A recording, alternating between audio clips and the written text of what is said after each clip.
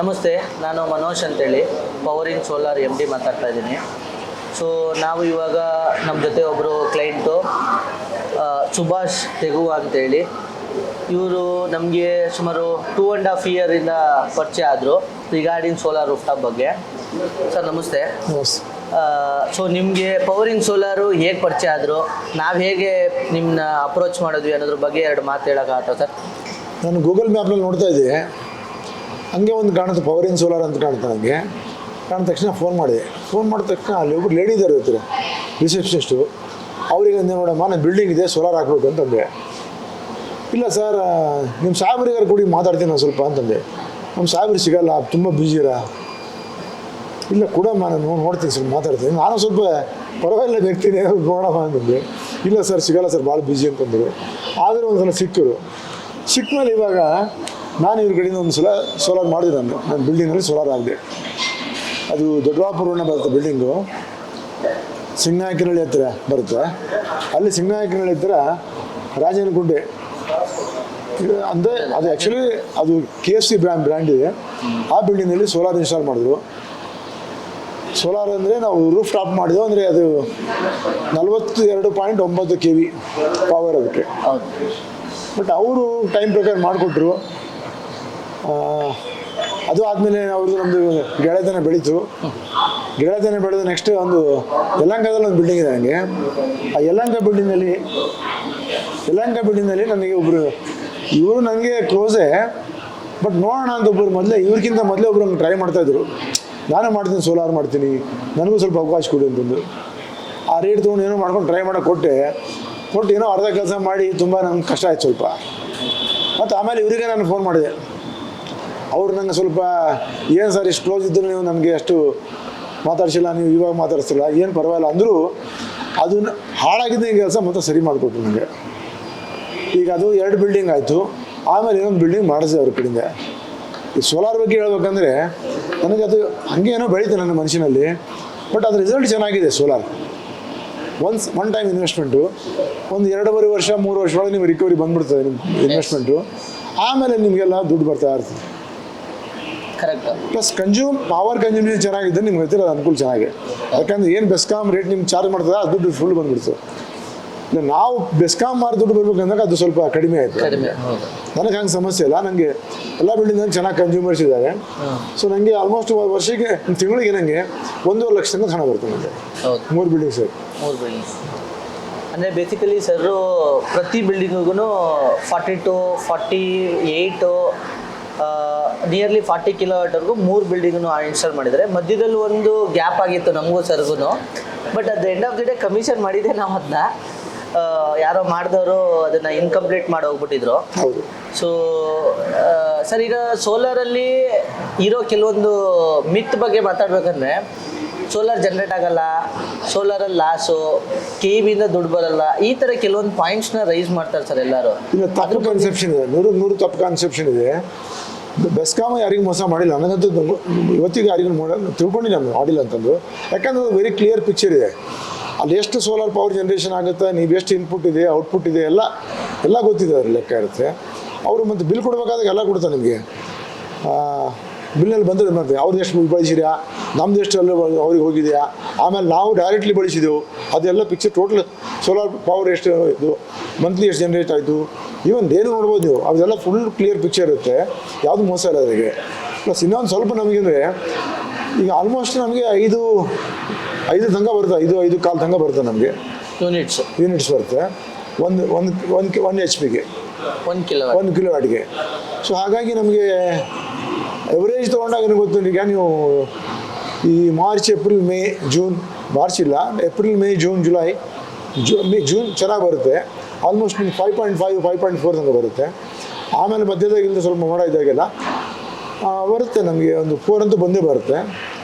Plus ನನಗಂದರೆ ಗೊತ್ತಂಗೆ ಕನಿಷ್ಠ ನನಗೆ 4,500 ಯೂನಿಟಿಂದ 6,500 ತನಕ ಜನರೇಟ್ ಆಗುತ್ತೆ ಒಂದೊಂದು. Depends on the cloudy weathers. ಅಂದರೆ ಬೇಸಿಕಲಿ ಹೇಳ್ಬೇಕಂದ್ರೆ ಒಂದು ವರ್ಷದ ಆವ್ರೇಜ್ ತೊಗೊಂಡಾಗ 4 ಯೂನಿಟ್ಸ್ ಅಂತೂ ಬರುತ್ತೆ. ಹೌದು ಹೇಳಿದ್ರು, 4 ಯೂನಿಟ್ಸ್ ಅಂತೂ ಬರುತ್ತೆ. ಪೀಕು 5.5 ವರೆಗೂ ಹೋಗಿದೆ. ಹೋಗಿದೆ.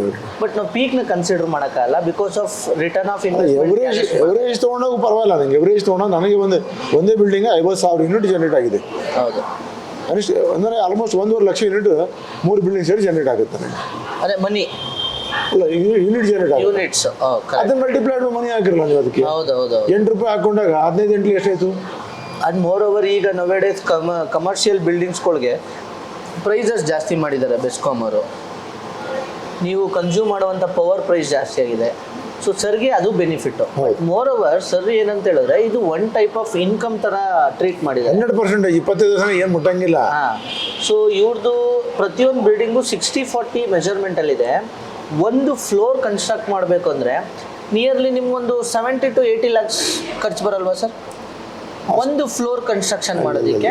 ಅಷ್ಟಾಗಲ್ಲ. ನೀವು ಸ್ಕ್ವೇರ್ ಫೀಟ್ ಲೆಕ್ಕ ತೊಗೊಂಡಾಗ 2 ಲಕ್ಷ ತೊಗೊಂಬಿಡಿ.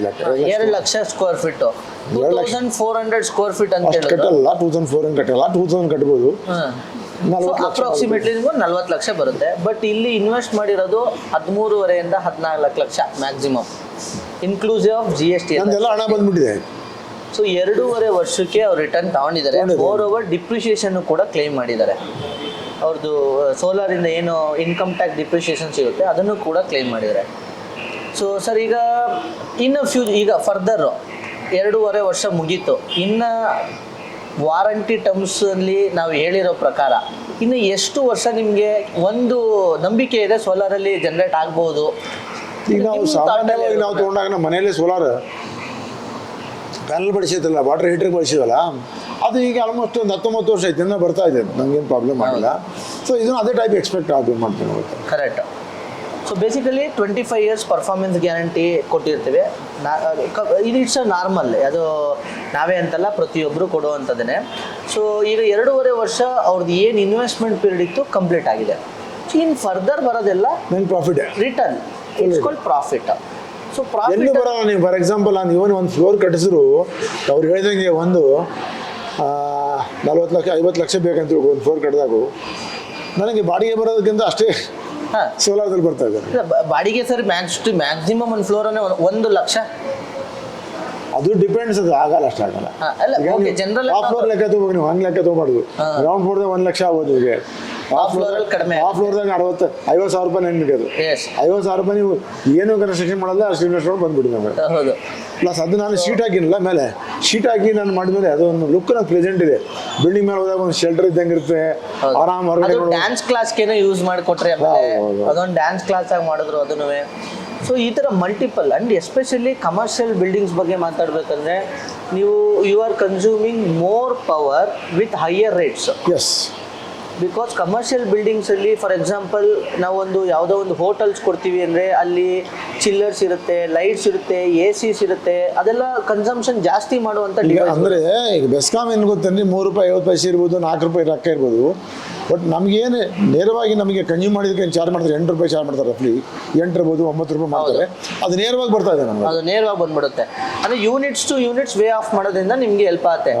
ದುಡ್ಡು ಮನಿನ ಕನ್ವರ್ಟ್ ಮಾಡಿದ್ರೆ ಲಾಸ್ ಆಗೋ ಚಾನ್ಸಸ್ ಇರೋದು. ಬಿಕಾಸ್ ಇದ್ರ ಲಾಸ್ ಇಲ್ಲ ಬಿಡ್ರಿ, ಲಾಸ್ ಪ್ರಶ್ನೆ ಇಲ್ಲ. ಎಲ್ಲವೂ ಏನು ಗೊತ್ತಂದ್ರೆ ಅದು ಮೇಂಟೆನೆನ್ಸ್ ಇಲ್ಲ. ನನಗೂ ಗೊತ್ತಿಲ್ಲ 5 ವರ್ಷ ಮೇಂಟೈನ್ ಮಾಡ್ತಾರೆ, ನನಗೂ ಗೊತ್ತಿಲ್ಲ. ಮೊನ್ನೆ ಒಂದು 2 ಸಲ ಕೆಟ್ಟೋಯ್ದಂಗೆ. ಏನು ಅಂದ್ರೆ ಸರ್ 5 ವರ್ಷ ಹಂಗೆ ಚಿಂತೆ ಇಲ್ಲ ಅಂದ್ರು. ಅಯ್ಯೋ ನಂಗೆ ಈ ರೀತಿ ಸರ್ವಿಸ್ ಕೊಡ್ತೀರಾ? ಕಡೆಯಿಂದ 5 ವರ್ಷ ಫ್ರೀ ಆಫ್ ಕಾಸ್ಟ್ ಈ ರೀತಿ ಸರ್ವಿಸ್ ಕೊಡ್ತೀರಾ? ನನಗೆ ಆಶ್ಚರ್ಯ ಇದು. ಲಾಸ್ಟ್ ಮಂತ್ ಅದು ನಿಮ್ಮ ಎಕ್ಸ್ಪೀರಿಯನ್ಸ್ ಹೇಳ್ಬೇಕು ಆಗಿದೆ ಸ್ವಲ್ಪ. ಏನೊಂದ್ಸಲ ನನ್ನ ಒಂದು ಬಿಲ್ಡಿಂಗಲ್ಲಿ ಆಲ್ರೆಡಿ ಒಂದು ಇನ್ವರ್ಟರ್ ಶೂಟ್ ಹೋಗಿತ್ತು. ಇನ್ನೊಂದು ಬಿಲ್ಡಿಂಗ್ ಮೊನ್ನೆ ಒಂದು ಪ್ರಾಬ್ಲಮ್ ಆಯಿತು. ಆದರೂ ಫ್ರೀಯಾಗಿ ಚೇಂಜ್ ಮಾಡಿಕೊಟ್ಟಿರುತ್ತೆ ನನಗೆ. ಇಲ್ಲ, ನಮ್ಮದು ಟರ್ಮ್ಸ್ ಆ್ಯಂಡ್ ಕಂಡೀಷನ್ ಪ್ರಕಾರ ಫಸ್ಟ್ 5 years ಏನೇ ಆದರೂ ಫ್ರೀ ಆಫ್ ಕಾಸ್ಟ್ ರೀಪ್ಲೇಸ್ ಇರುತ್ತೆ. ಲಾಸ್ಟ್ ಮಂತ್ ಆ್ಯಕ್ಚುಲಿ ಸರ್ ಅದು ಒಂದು MCCB ಸುಟ್ಟೋಗಿತ್ತು, ಅದನ್ನು ರೀಪ್ಲೇಸ್ ಮಾಡಿಕೊಟ್ಟಿದ್ದೀವಿ. ಸೊ ಇದು ನಮ್ಮ ಕಂಪ್ನಿಯ ಸ್ಟ್ಯಾಂಡರ್ಡ್ಸ್ ಆ್ಯಂಡ್ ನಮ್ಮ ಕಂಪ್ನಿಯ ಪ್ರಾಮಿಸ್ ಅಷ್ಟೇ ಇಲ್ಲ ರೀ. ಪ್ರಾಂಪ್ಟ್ನೆಸ್ ಭಾಳ ಇಂಪಾರ್ಟೆಂಟ್ ಅದ. ಹೌದು. ಮತ್ತು ಈಗ ಟೈಮ್ಲಿ ಮಾಡಿ ಕಂಪ್ಲೀಟ್ ಮಾಡೋದಾಗುತ್ತೆ ಈಗ. ಹೌದು. ಮತ್ತು ಈಗ 100% ಇವನಿಗೆ ಬಿಲೀವ್ ಅನ್ನೋದಾಗುತ್ತೆ. ಆಯ್ತಾ? ಹೌದು. ಈಗ ನೀವು ಇವತ್ತಿನ ದಿವಸ ನಿಮ್ಮ ಮುಗಿತ ನನ್ನ ಪ್ರಾಜೆಕ್ಟ್ ಅಂದರೆ ಅವ್ರು ಮಾಡಿ ತೋರಿಸ್ತಾರೆ. ಪ್ಲಸ್ ನಾಳೆ ಈಗ ಫಾರ್ ಎಕ್ಸಾಂಪಲ್ ಒಬ್ಬರಿಗೆ ನೀವೊಂದು ಯಾವುದೇ ಒಂದು ಸಿಂಪಲ್ ಕೆಲಸಕ್ಕೆ ಫೋನ್ ಮಾಡಿ 10 ಸಲ ಫೋನ್ ಮಾಡ್ತಾರೆ ನೀವು. ಹೌದು. ರಿಪೇರಿ ಮಾಡಿ ಹಂಗಿಲ್ಲ ನೆಕ್ಸ್ಟ್ ಡೇನೇ ಕಳಿಸ್ಬಿಡ್ತಾರೆ ಗೊತ್ತಂದ್ವಿ. ಆ ರೀತಿ ನನಗೆ ಗೊತ್ತಂದೀಗ this is the best company.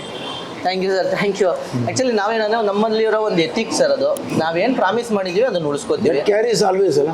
ಹೌದು. Business is ಈಗ ನಾವು always. ಒಂದು ಪ್ರಾಜೆಕ್ಟಿಗೆ ಸರ್ ಹತ್ರ ಬಂದ್ವಿ, 2 ಪ್ರಾಜೆಕ್ಟ್ ಆಯಿತು. ಬಟ್ ಈಗ 3 ಪ್ರಾಜೆಕ್ಟು ನಾನೇ ಮೇಂಟೈನ್ ಮಾಡ್ತಾ ಇರೋದು.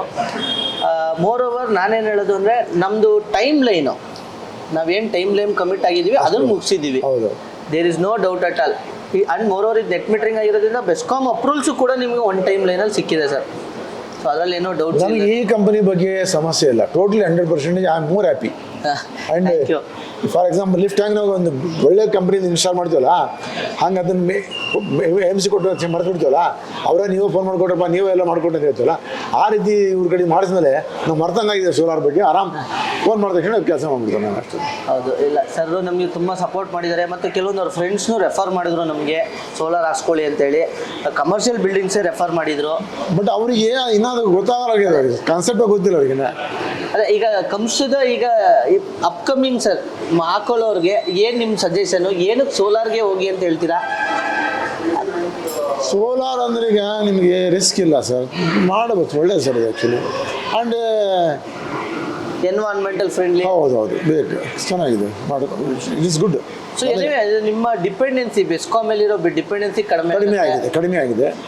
So and one type of revenue ಕೂಡ ಅದು ಚೀಪ್ ಅಂಡ್ ಬೆಸ್ಟ್ ರೆವಿನ್ಯೂ ಹೇಳ್ಬೇಕು. 1.5 ಲಕ್ಷ ರೂಪಾಯಿ ನಂಗೆ ತಿಂಗಳಿಗೆ ಬರ್ತೀರಿ. 3 ಬಿಲ್ಡಿಂಗ್ 1.5 ಲಕ್ಷ ರೂಪಾಯಿ ತಿಂಗಳಿಗೆ ಬರ್ತೀವಿ. ಏನು ಹೇಳ್ರಿ ಒಂದು ಸರ್ಕಾರ ನಮ್ಮ ಸರ್ದು ಎಕ್ಸ್ಪೀರಿಯನ್ಸು ಹೇಳ್ಬೇಕಂದ್ರೆ, ಸೊ ನಾವು ಎಸ್ಪೆಷಲಿ ಕರ್ನಾಟಕದ ಜನತೆಗೆ ಏನು ಹೇಳೋದು ಅಂದರೆ, ಸೋಲಾರ್ ಅನ್ನೋದು ತುಂಬ ಅಫೋರ್ಡಬಲ್ಲು ಆ್ಯಂಡ್ ಟೆಕ್ನಿಕಲಿ ಸಿಂಪಲ್ ಕಾನ್ಸೆಪ್ಟ್. ಅದು ಏನು ಪವರ್ ಜನ್ರೇಟ್ ಮಾಡುತ್ತೆ, ನೀವು ಕನ್ಸ್ಯೂಮ್ ಮಾಡ್ತೀರಾ, ನೀವು ಮಾಡಿಲ್ಲ ಅನ್ನೋದು KBಗೆ ಎಕ್ಸ್ಪೋರ್ಟ್ ಆಗುತ್ತೆ.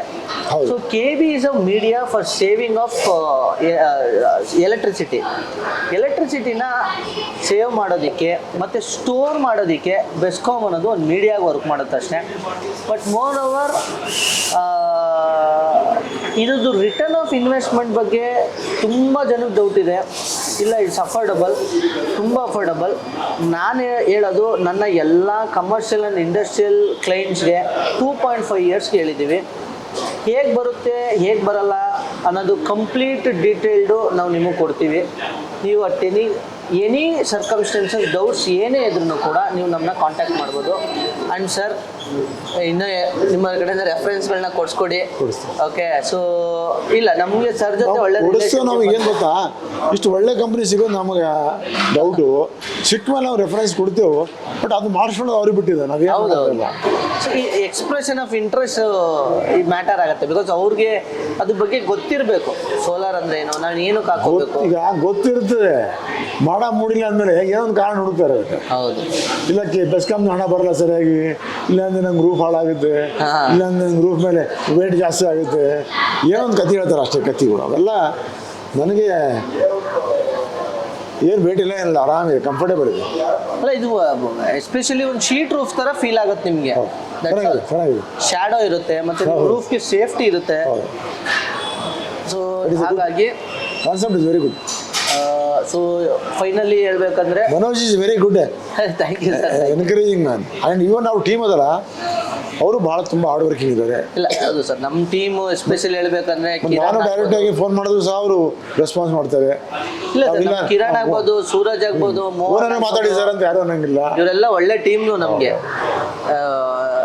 ಮತ್ತೆ ಟೆಕ್ನಿಕಲಿ ಸ್ಟ್ರಾಂಗ್ ಇದ್ದಾರೆ ಸರ್ ಹೇಳ್ಬೇಕು. ಯಾಕಂದ್ರೆ ಯಾರೋ ಒಬ್ರು ಎಲೆಕ್ಟ್ರಿಕ್ ಗೊತ್ತಿರೋನ ಕಳಿಸಿ ಈ ಟೆಕ್ನಾಲಜಿನ ಸಿಸ್ಟಮ್ನ ಇದೆ ಮಾಡಿ ಅಂತ ಹೇಳಕ್ ಬರಲ್ಲ. ಟೆಕ್ನಿಕಲಿ ಎಲ್ಲರೂ ಸ್ಟ್ರಾಂಗ್ ಇದ್ದಾರೆ. ಜನರಿಗೆ ಕೆಲಸನೇ ಗೊತ್ತಿಲ್ಲ. ನಾನು ಹೇಳ್ತೀನಿ, ನಂದೇ ಒಂದು ಬಿಲ್ಡಿಂಗ್ ಮಾಡಿಸಿ ಕೆಲಸ ಕೆಟ್ಕೊಂಡ್ಬಿಟ್ಟಿಲ್ಲ ಆಲ್ಮೋಸ್ಟ್ ಎಲ್ಲ. ಹೌದು. ಮತ್ತೆ ಅದನ್ನು ಸರಿ ಮಾಡ್ಬೇಕಂದಾಗ ಹೊಸದಾಗಿ ಕೆಲಸ ಮಾಡೋ ಈಸಿ, ಮತ್ತೆ ಸರಿ ಮಾಡ್ಬೇಕಂದ್ರೆ ಕಷ್ಟ. ಅದಕ್ಕೆ ಕಷ್ಟ. ಹೌದು. ರೀವರ್ಕ್ ಅನ್ನೋದು ಅದು ಮತ್ತೆ ಮಾಡಿಕೊಟ್ಟಿದ್ದಾರೆ ನಮಗೆ. ಅದು ಅವಾಗ ಅನಿಸ್ತು ನಮಗೆ, ಇದು ಒಳ್ಳೆ ಡಾಕ್ಟರ್ ಸಿಕ್ಕಂಗ ಇವರು ಸಿಕ್ಕಾಗ ಮನುಷ್ಯನ್ ಗೊತ್ತಾ ಮನುಷ್ಯ. ಹೌದು. ಒಳ್ಳೆ ಡಾಕ್ಟರ್ ಸಿಗ್ಲಂಗ ಮನುಷ್ಯ ಗೊತ್ತಂದ್ರೆ ಡಯಾಗ್ನೋಸಿಸ್ ಸರಿ ಆಗಿಲ್ಲ ಅಂದ್ರೆ ಮುಗಿತಾ ಒಂದು ಎಷ್ಟೋ ಆ ಪಾರ್ಟ್ ಕಟ್ ಮಾಡಿ ಈ ಪಾರ್ಟ್ ಕಟ್ ಮಾಡಿ ಗಿಡಿಗೆ ಕಳಿಸ್ಬಿಡ್ತಾರೆ. ಹಾಗಾಗಿ ಎಕ್ಸ್ಪೆರಿಮೆಂಟ್ಸ್ ಆಗ್ಬಿಡುತ್ತೆ. ಇಲ್ಲ, ಟೀಮ್ ಚೆನ್ನಾಗಿದೆ. ಇಲ್ಲ, ಟೀಮ್ ಬಗ್ಗೆ ನನಗೆ ತುಂಬ ಕಾನ್ಫಿಡೆಂಟ್ ಇದೆ ಸರ್. ಯಾಕಂದರೆ ಇವತ್ತು ನಾನು ಸೇಲ್ಸ್ನ ಕಾನ್ಸಂಟ್ರೇಟ್ ಮಾಡ್ತಾ ಇದ್ದೀನಿ, ಬೇರೆ ಪ್ಯಾರಾಮೀಟರ್ಸ್ನ ಕಾನ್ಸಂಟ್ರೇಟ್ ಮಾಡ್ತಾ ಇದ್ದೀನಿ ಅಂದರೆ ಬ್ಯಾಕ್ ಎಂಡ್ ಟೀಮ್ ಹೌದು, ಬೇಕೇ ಬೇಕು, ಬೇಕು. ಅದರ್ವೈಸ್ ನಾನೇ ಎಲ್ಲದಕ್ಕೂ ಹೆಜ್ಜೆ ಇಡಕ್ಕಾಗಲ್ಲ ಅಥವಾ ನಾನೇ ಎಲ್ಲದಕ್ಕೂ ಇನ್ವಾಲ್ವ್ ಆಗಕ್ಕಾಗಲ್ಲ. ಸೊ ನಮ್ಮ ಟೀಮ್ ಚೆನ್ನಾಗಿದೆ ಸರ್. ಏನು ಈಗ ನೋಡಿಲ್ಲ, ಈಗ ವೆರಿ ಸಿಂಪಲ್ ಹೌದು ವರ್ಕಿಂಗ್ ಇದೆ ಸಿಂಪಲ್. ಹೌದು ಸರ್, ಹೌದು. ಆಯ್ತು ಸರ್, ತುಂಬಾ ಥ್ಯಾಂಕ್ಸ್. ಈ ನಿಮ್ಮ ಫೀಡ್ಬ್ಯಾಕ್ ಇಲ್ಲ, ಒಳ್ಳೆದಾಗಲಿ, ಖುಷಿ ಆಗುತ್ತೆ. ಒಳ್ಳೆದಾಗಲಿ, ತುಂಬಾ ಒಳ್ಳೆದಾಗಲಿ. Thanks sir. Thank you very much. ಮತ್ತೊಂದು ಬಿಲ್ಡಿಂಗ್ ಮಾಡಿಸ್ತೀನಿ. ಮಾಡ್ಸೋಣ ಸರ್, ಮಾಡೋಣ.